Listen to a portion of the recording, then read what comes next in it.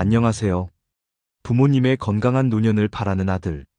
우리들의 전성시대입니다. 혹시 설거지를 하다가 혹은 주무시다가 손발이 저릿저릿해서 깜짝 놀란 경험 다들 한 번쯤 있으시죠?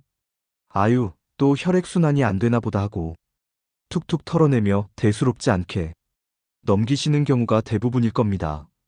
물론 대부분의 손발 저림은 크게 걱정할 문제가 아닐 수 있습니다.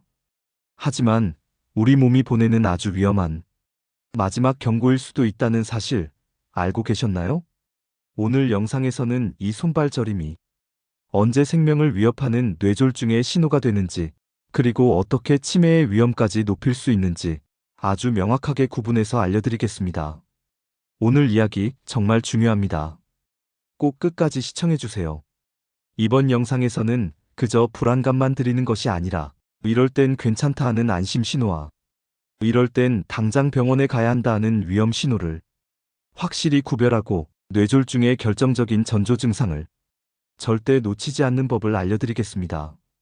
사실 손발이 저리면 덜컥 겁부터 나는 게 사실입니다. 나도 혹시 큰 병은 아닐까 하는 걱정이 들죠. 먼저 너무 걱정하지 않으셔도 되는 가장 흔한 원인부터 짚어보겠습니다. 첫째는 바로 자세 때문입니다. 다리를 꼬고 오래 앉아 있거나 팔베개를 하고 자면 경과 혈관이 눌려서 저린 증상이 나타나죠. 이건 자세를 바꾸면 금방 사라지니 너무 걱정 안 하셔도 됩니다. 둘째는 손목 터널 증후군이나 척추관 협착증 같은 문제입니다. 손목 터널 증후군은 특히 밤에 손이 타는 듯이 아프고 저린 특징이 있고요. 척추관 협착증은 허리를 펴고 걸으면 다리가 저리고 아파서 자꾸 멈춰 쉬게 됩니다. 이런 증상들은 물론 병원 치료가 필요하지만 오늘 제가 말씀드릴 응급 상황과는 조금 다릅니다. 자, 그럼 지금부터가 정말 중요합니다. 생명을 위협하는 위험한 저림은 어떤 신호와 함께 올까요? 바로 뇌졸중의 전조 증상입니다. 이것만 기억하시면 됩니다. F, A, S, T. 미국 뇌졸중 협회에서도 강조하는 구호인데요. 제가 쉽게 풀어서 설명해 드리겠습니다. 첫째, F. 얼굴마비입니다. 거울을 보고 이하고 웃어보세요. 한쪽 입꼬리가 유독 처지거나 양쪽 얼굴 모양이 비대칭으로 보인다면 아주 위험한 신호입니다. 둘째, A. 팔마비입니다. 눈을 감고 양팔을 앞으로 나란히 들어보세요. 10초를 버티지 못하고 한쪽 팔이 스르르 내려간다면 힘이 빠지는 마비 증상을 의심해야 합니다. 단순히 저릿한 게 아니라 내 팔이 내 맘대로 움직이지 않는 마비감이 핵심입니다. 셋째, S. 언어장애입니다. 대한민국 만세처럼 간단한 문장을 따라해보세요. 발음이 어눌해지거나 단어가 잘 생각나지 않는다면 즉시 병원에 가야 합니다. 마지막, T. 시간입니다. 위 세 가지 증상 중 하나라도 나타났다면 시간이 생명입니다. 1분 1초가 시급합니다. 괜찮아지겠지 기다리지 마시고 즉시 119에 신고하셔야 합니다. 다시 한번 강조하겠습니다. 뇌졸중으로 인한 손발 저림의 가장 중요한 특징은 갑자기 그리고 몸의 한쪽 편에만 나타난다는 것입니다. 오른쪽 팔다리 혹은 왼쪽 팔다리처럼요. 여기에 얼굴마비나 언어장애, 극심한 두통, 어지럼증이 함께 나타난다면 절대 망설이면 안 됩니다. 그렇다면 손발 저림이 치매와는 어떤 관련이 있을까요? 손발 저림 자체가 치매를 일으키는 것은 아닙니다. 하지만 당뇨병의 합병증으로 양쪽 발끝부터 대칭적으로 저려오는 당뇨병성 신경병증이나 비타민 B12 부족으로 인한 저림을 오랫동안 방치하면 어떻게 될까요?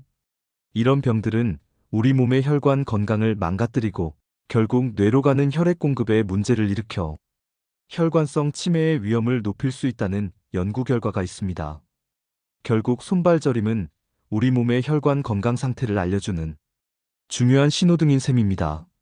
자, 그럼 어떤 경우에 병원에 가야 할지 제가 위험저림 체크리스트로 정리해 드리겠습니다. 갑자기 몸의 한쪽 팔다리가 저리고 힘이 빠진다.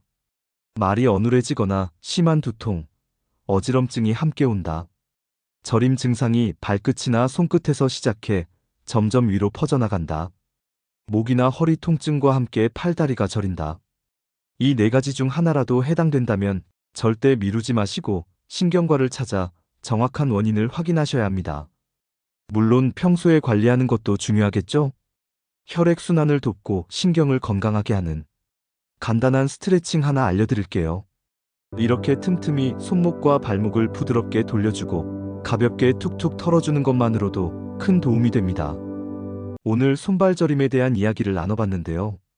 구독자 여러분께서는 손발 저림을 완화하기 위해 어떤 방법을 사용하고 계신가요? 댓글로 서로의 좋은 정보들을 나눠주시면 다른 분들께도 큰 힘이 될 것 같습니다. 정리하겠습니다. 대부분의 손발 저림은 자세 문제이니 너무 걱정 마세요. 하지만 갑자기 몸의 한쪽 편에 마비감, 언어장애, 얼굴 마비가 동반된다면 1분 1초도 지체 없이 119를 부르셔야 합니다. 이것이 오늘 영상의 핵심입니다. 우리 몸이 보내는 작은 신호를 절대 무시하지 마세요. 그 신호를 알아차리는 것만으로도 나와 내 가족의 소중한 생명과 건강을 지킬 수 있습니다. 시청해주셔서 감사합니다. 우리들의 전성시대는 구독자분들의 건강과 행복, 그리고 활기찬 나날을 계속해서 응원하겠습니다.